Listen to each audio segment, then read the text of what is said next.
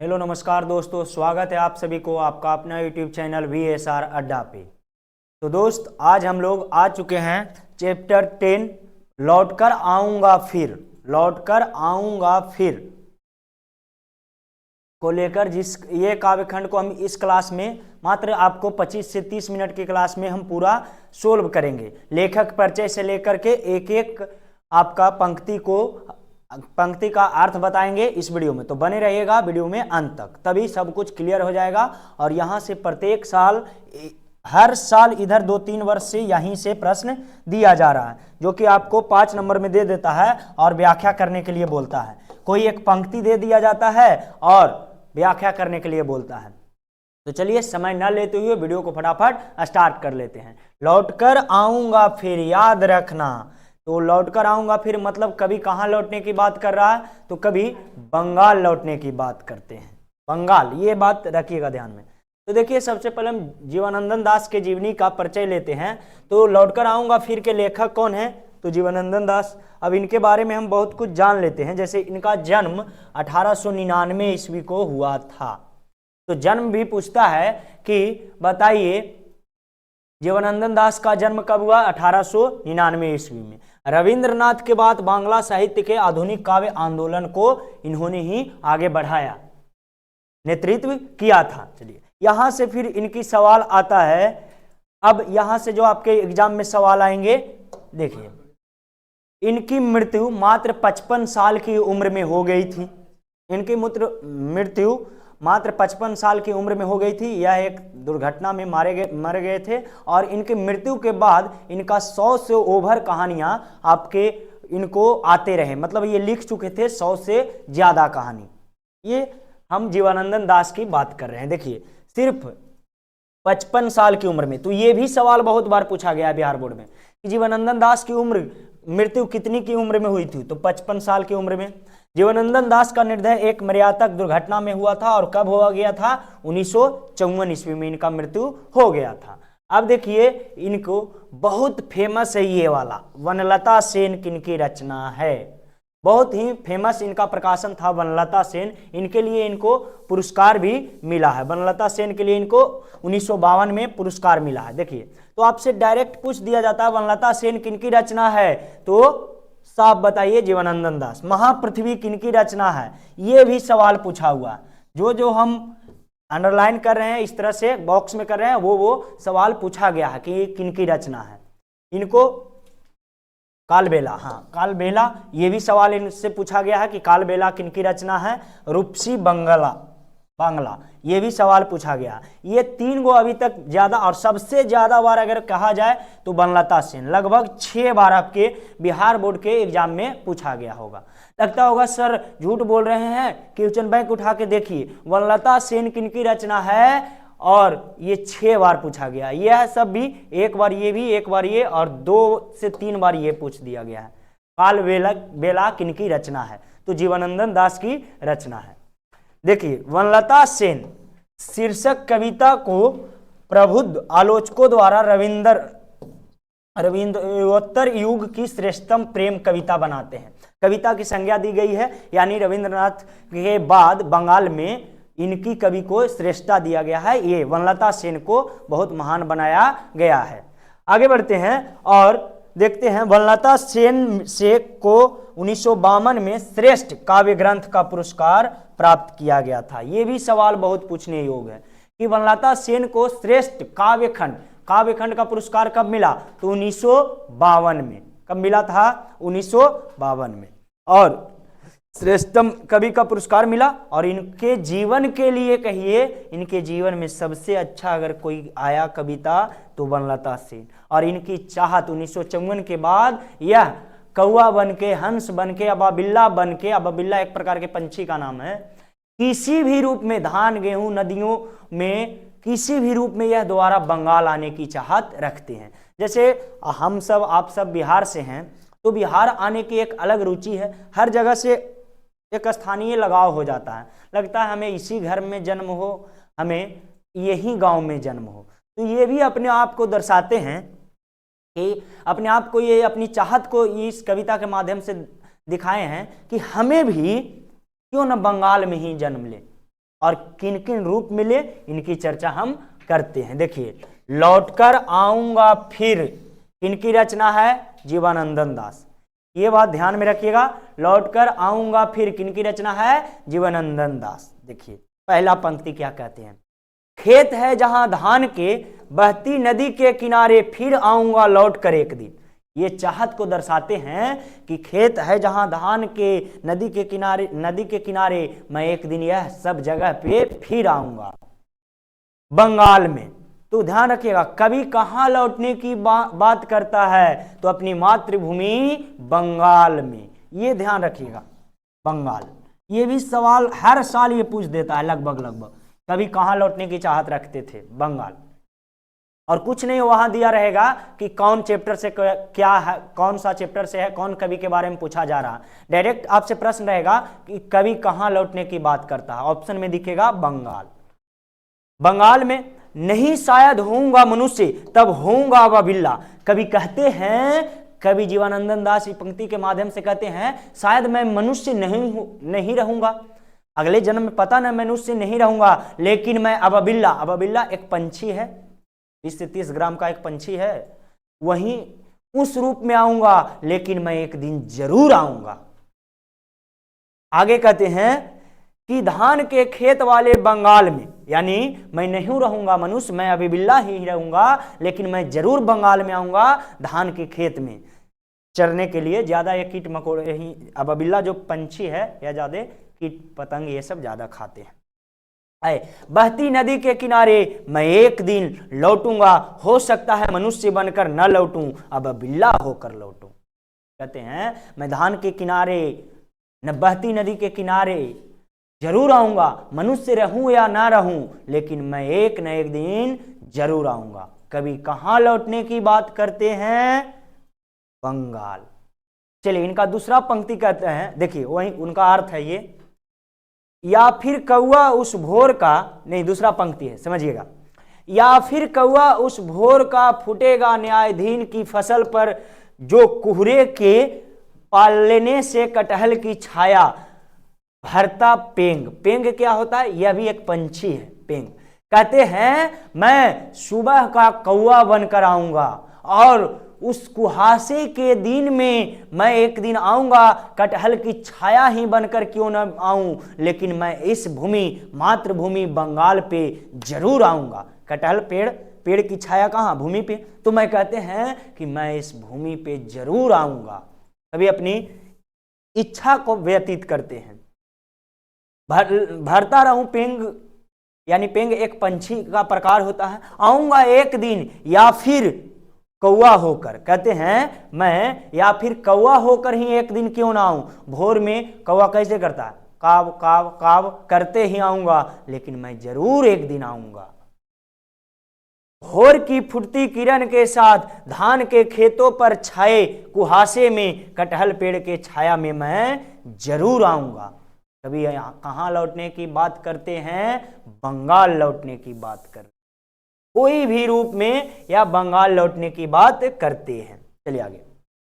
बनकर मैं शायद हंस, मैं किसी किशोरी का घुंघरू, लाल पैरों में तैरता रहूंगा बस, दिन दिन भर पानी में गंध में, पानी की गंध में यानी नदियों की गंध में, जहां होगी भरी घास की, किसी किशोरी का हंस बनकर घुंघरू को, जैसे लाल पैरों में दिन रात हरी घास वाले में तैरते रहूं। कभी कहते हैं या तो मैं मनुष्य नहीं बनूंगा, तो मैं एक दिन बतख बनूंगा, और बतख के पैर में देखते हैं हल्का सा रेड सा रहता है। तो कहते हैं मैं एक दिन मनुष्य नहीं बनूंगा, तो मैं उस किशोरी का पैर में यानी कि बतख के रूप में आऊंगा, और नदियों में दिन रात हम नदियों में तैरता रहूंगा, और वहीं धान के घास, हरी भरी घासों के सुगंध के साथ मैं मग्न रहूंगा। चलिए आगे कभी कहते हैं, देखिए उसी का, आऊंगा मैं, नदियां मैदान बंगाल के बुलाएंगे, मैं आऊंगा, जिस नदी की धो नहीं रहती धो रही, पानी से इसी सजल के किनारे बंगाल की मचलती नदियां, बंगाल के हरे भरे मैदान जिससे नदियां धोती है, यानी जो मैदान का नदियां जो कूड़ा कचरा ले जा रही है, बुलाएंगे और मैं एक दिन उन्हीं सजल नदियों के तट पे आऊंगा। कवि कहाँ लौटने की बात करता है? तो कवि बंगाल लौटने की बात करता है।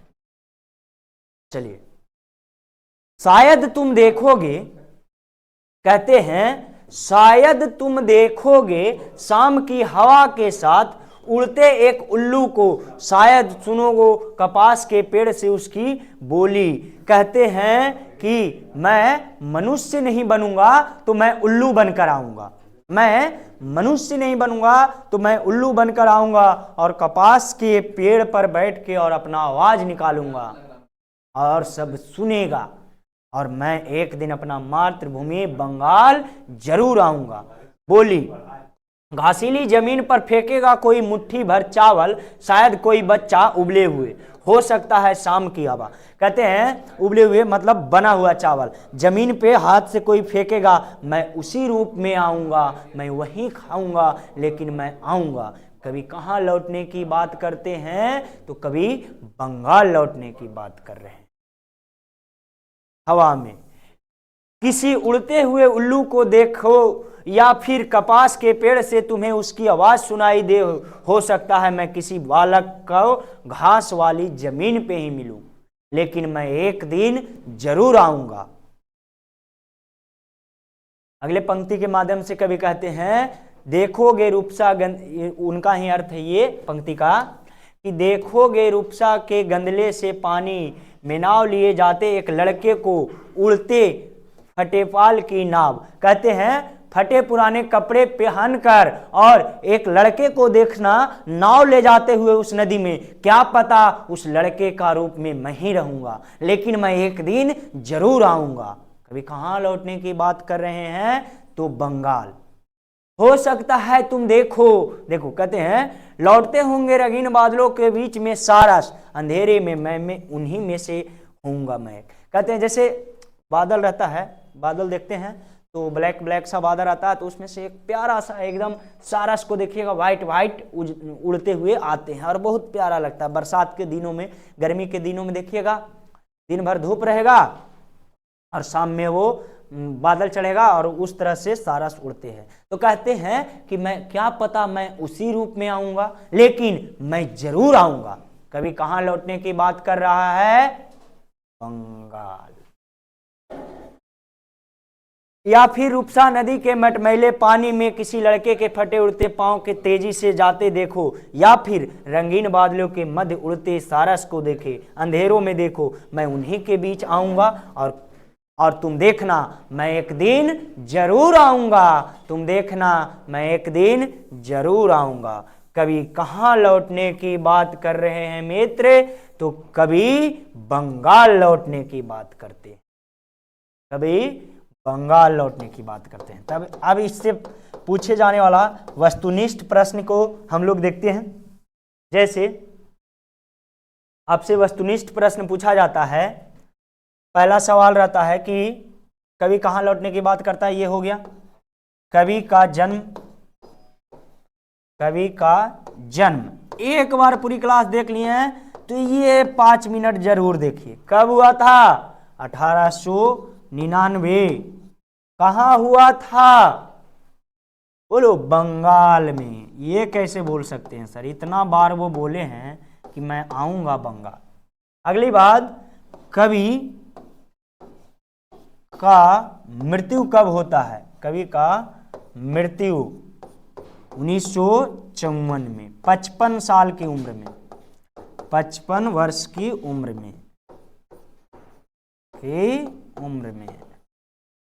कवि को श्रेष्ठतम कवि का पुरस्कार किनसे मिला? वनलता सेन से। वनलता किनसे मिला मित्र? वनलता सेन से। और आपको बता दें वनलता सेन से और देखा जाए जी तो इससे सवाल पूछा जाता है कि कवि किस किस रूप में लौटने की बात करते हैं। कवि कौन कौन से रूप में लौटने की बात करते हैं, तो कभी हंस के रूप में लौटने की बात करते हैं, कभी सारस के रूप में लौटने की बात करते हैं, कभी उल्लू के रूप में लौटने की बात करते हैं, उल्लू के रूप में लौटने की बात करते हैं, कभी अबाबिल्ला के रूप में लौटने की बात करते हैं, कभी पेंग के रूप में लौटने का बात करते हैं, कभी किसी लड़के नाव चालक के रूप में उड़ने की बात करते हैं, नाव चालक बनकर लौटने की बात करते हैं, कभी अपनी इच्छा प्रतीत करते हैं। तो देखिए सवाल आपसे एक ही रहेगा कि कभी कौन कौन से रूप में लौटने की बात करते हैं। कॉमा देके ये भी 3 रह सकता है, ये भी 3 रह सकता है, या इनमें से कोई एक रहेगा, हंस के रूप में, गाय के रूप में, भैंस के रूप में, इनमें से कोई नहीं। तो क्या करना है, हंस के रूप में। आपसे प्रश्न कैसे इस चैप्टर से पूछे जाते हैं सर, प्रश्न तो बताए ही नहीं, ये तो सिर्फ व्याख्या किए, प्रश्न कैसे पूछा जाता है। तो मित्र यहां से आपको एक पंक्ति दे दिया जाएगा और आपसे पूछा जाएगा 5 नंबर में कि व्याख्या करें। तो व्याख्या कैसे करना है सब कुछ बताएंगे जी। देखिए इस पंक्ति दे दिया रहेगा और पूछेगा कि प्रस्तुत पंक्ति की व्याख्या करें।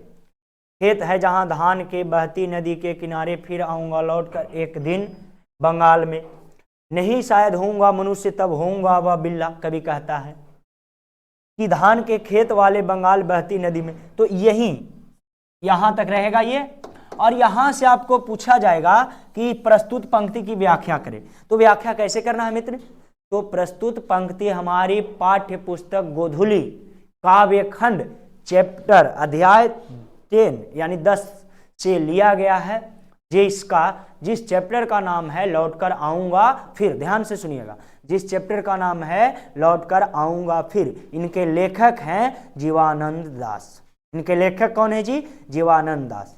अब यहां से पैराग्राफ चेंज करने के बाद आपको क्या करना है, वहां से पैराग्राफ चेंज करने के बाद आपको फिर लिखना है प्रस्तुत पंक्ति। प्रस्तुत पंक्ति के माध्यम से कवि कहते हैं कि, प्रस्तुत पंक्ति की माध्यम से कवि कहते हैं कि मैं जाऊंगा तो जरूर, हर मनुष्य जाता है, जो जन्म लिया है वह मरेगा, यह एक कड़वा सच्चाई है, लेकिन मैं अपनी मातृभूमि बंगाल एक बार जरूर लौट कर आऊंगा। कवि कहते हैं कि मैं नहीं होऊंगा मनुष्य। इस पंक्ति के माध्यम से क्या कहते हैं कवि कहते हैं कि मैं नहीं रहूंगा मनुष्य, शायद मैं रहूं अबाबिल्ला, लेकिन मैं आऊंगा, मैं एक दिन जरूर लौट कर आऊंगा। कभी कहाँ लौटने की बात करते हैं, तो बंगाल, अपनी मातृभूमि बंगाल लौटने की बात करते हैं। ये लिखिएगा आपके 5 में 5 मार्क्स में। पहले वो पंक्ति लिख लीजिएगा, पंक्ति के बाद, पंक्ति तो प्रश्न में ही दिया हुआ रहेगा, फिर भी आप उस पंक्ति को एक बार लिख लीजिएगा अपना कॉपी में लिखने के बाद इन्वर्टेड कॉमा, और इन्वर्टेड कॉमा के बाद यहाँ से प्रस्तुत पंक्ति हमारे पाठ्य पुस्तक जो बताया गया इस तरह से। तो इसी तरह से आपको पार्ट बाय पार्ट सारा चैप्टर, ज़्यादा लंबा वीडियो नहीं, पता चला 1 घंटा का वीडियो देख के ही नहीं प्ले किए, ये 1 घंटा में है, और ये इतना समय में, कम समय में आपको मिल रहा। देखिए सारा कुछ मिल रहा है। कहने का तात्पर्य है कि आप व्याख्या को सुन भी लिए, समझ भी लिए, आंसर को कैसे लिखना है, ऑब्जेक्टिव कैसे पूछा जाता है, सब्जेक्टिव पूछा जा सकता है अब आगे, कि कभी कहाँ लौटने की जिक्र करते हैं और कौन कौन रूप में लौटने की जिक्र करते हैं। इस तरह से इस क्लास के बाद आप बुक उठाइए और कोई भी एक पंक्ति उठाइए और उसको देखिए व्याख्या करके, खुद से कर पाते हैं या नहीं। तो चलिए आज के वीडियो के लिए इतना ही, बाकी मिलेंगे आपको नेक्स्ट क्लास में। तब तक के लिए जय हिंद, खूब पढ़ो खूब बढ़ो मित्र।